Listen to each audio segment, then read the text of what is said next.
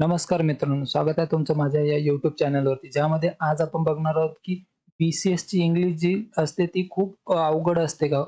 Hard असते का? बरेच जण मला विचारतात की बी-सी-एस करायचंय पण आमची इंग्लिश थोडी कच्ची आहे. तर याची इंग्लिश जी असते ती खूप अवघड असते का काय? तर याचंच उत्तर आज आपण बघणार आहोत. तर चॅनलवरती नवीन असाल तर सबस्क्राईब करून द्या आणि हा व्हिडिओ शेवटपर्यंत बघा. त्यानंतर तुम्हाला योग्य ती माहिती मिळेल. तर चला बघूया की बी-सी-एसची इंग्लिश खरंच खूप अवघड असते का? तर बघा, बी-सी-एसला ना तर तुम्हाला बेसिक इंग्लिश पाहिजे असते. म्हणजे खूप जास्ती अवघड नाही राहत बी-सी-एसची इंग्लिश.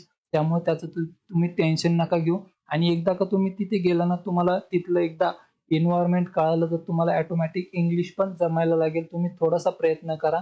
त्यानंतर तुम्हाला काहीच अवघड जाणार नाही. त्यामुळे त्याचं टेन्शन तुम्ही घेऊ नका आणि जर बघितलं तर कसं, तर बघा, तर तुम्हाला फक्त ॲन्सर लिहिता आले पाहिजे. म्हणजे जेव्हा पण तुम्ही त्या परीक्षेमध्ये उत्तरे लिहिणार आहेत, ती उत्तरे तुम्हाला इंग्लिशमध्ये लिहिता आली पाहिजे. कारण बी-सी-एसचा जो सिलेबस असतो तो पूर्ण इंग्लिशमध्ये असतो. तर त्याची उत्तरे जी आहेत तुम्हाला इंग्लिशमध्ये लिहावं लागतात. तर फक्त तुम्हाला उत्तर कसे लिहायचे ते माहिती असणं गरजेचं आहे.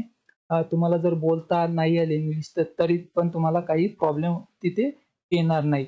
आणि इंग्लिश तुम्ही जेवढा प्रयत्न होईल तेवढा शिकण्याचा प्रयत्न करा. कारण सध्या ग्लोबल लँग्वेज आहे इंग्लिश, ज्यामुळे तुम्हाला ती शिकणं खूप महत्त्वाचं आहे. कारण पुढे चालून जे पण तुम्हाला प्रोजेक्ट येतील किंवा क्लायंटशी जर बोलायचं असेल, तेव्हा तुम्हाला इंग्लिश येणं खूप महत्त्वाचं आहे. इंग्लिशचे जे कम्युनिकेशन स्किल असतात, तर ते तुम्हाला आलेच पाहिजे. आणि जर तसं जर बघितलं तर फक्त बी-सी-एस करण्यासाठी इंग्लिश येणं एवढं महत्त्वाचं नाही. फक्त तुम्हाला उत्तरे लिहिता आली पाहिजे.